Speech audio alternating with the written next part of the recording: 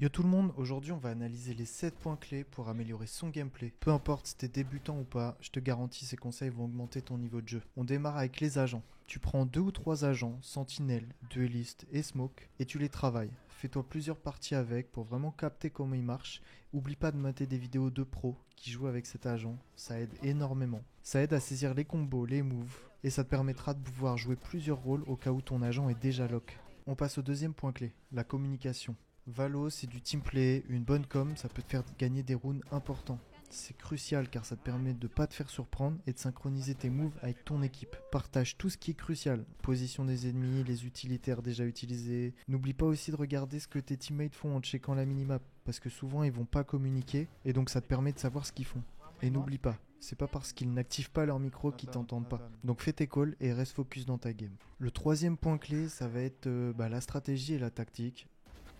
Alors quand tu joues tout seul, je dois admettre que ça peut être un peu compliqué, mais le fait de regarder ta minimap, ça va te permettre de toi créer ta tactique, voir comment jouent tes teammates et analyser aussi comment jouent les ennemis. Ça va te permettre de pas te faire avoir par des stuffs qui ont déjà été lancés plusieurs fois au même endroit. Quand tu vas regarder ta minimap, ne regarde pas que les ennemis, regarde aussi tes alliés, ce qu'ils font, est-ce qu'ils sont plutôt avancés, plutôt reculés, est-ce qu'ils sont déjà sur site et toi t'es en retard, etc. Et ça c'est le plus important, parce qu'en fait si t'as une journée où t'es moins bon en termes de skill, ton aim pas terrible, mais en fait ça va permettre de te rattraper tout ça.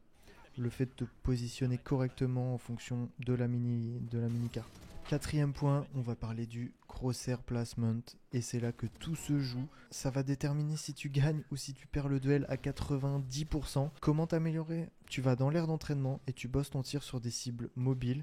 Essaye de garder ton viseur à hauteur de tête tout le temps. Ce qu'il faut savoir avec le crosshair placement, c'est que c'est valable sur Valorant, comme sur CS, comme sur Call of Duty, comme sur tous les FPS, comme sur tous les TPS, sur tous les jeux, le crosshair placement est important.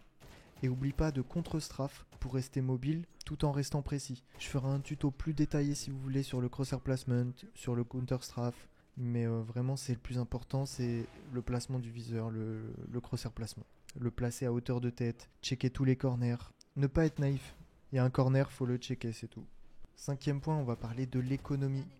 C'est souvent négligé, mais en fait c'est hyper important. Pourquoi? Parce que ça te permet de bien gérer tes thunes. En fait, il faut que tu t'assures que toi et ton équipe, vous restez toujours au même niveau de monnaie en fait. À chaque round, tu regardes ce que tes teammates peuvent acheter, ce que toi tu peux acheter, s'ils ont des sous, s'ils ont pas de sous, et tu regardes aussi si en face ils ont des sous ou pas. Ça permet de pas se faire avoir par une AWP, ça permet de pas se faire avoir par un vieux push parce qu'ils sont tous en écho et ils vont full push le A par exemple. Tu vas te faire prendre de court parce que t'as pas fait gaffe. Pense aussi à sauver tes armes pour le prochain round quand ça vaut pas le coup et tu sais que le round il est perdu.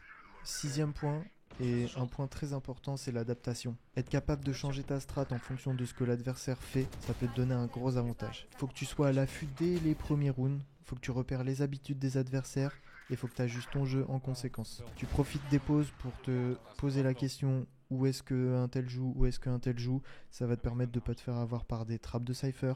C'est pour ça que les bons cyphers changent de trappe assez régulièrement, même de site. Et ne fais pas la même chose en continu. Ne sois pas prévisible. Ne fais pas une attaque en A, une attaque en B, une attaque en A, une attaque en B. L'adversaire, lui, va s'en rendre compte et il va s'adapter. Le dernier point, qui est souvent négligé aussi, c'est le mental et la gestion du stress. Jouer sous pression, c'est nul. Ça peut te faire perdre des rounds, des duels, te faire péter des câbles, faire tilter tes coéquipiers.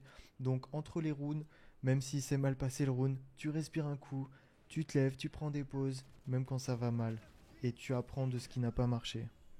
Ok, c'était un peu rapide, mais j'ai fait le tour sur plus ou moins tous les points. Si tu essayes de mettre en pratique tous ces conseils, tu verras que ton gameplay va changer de ouf. Oublie pas de liker, de t'abonner pour rien rater. Merci d'être passé et bon jeu à toi.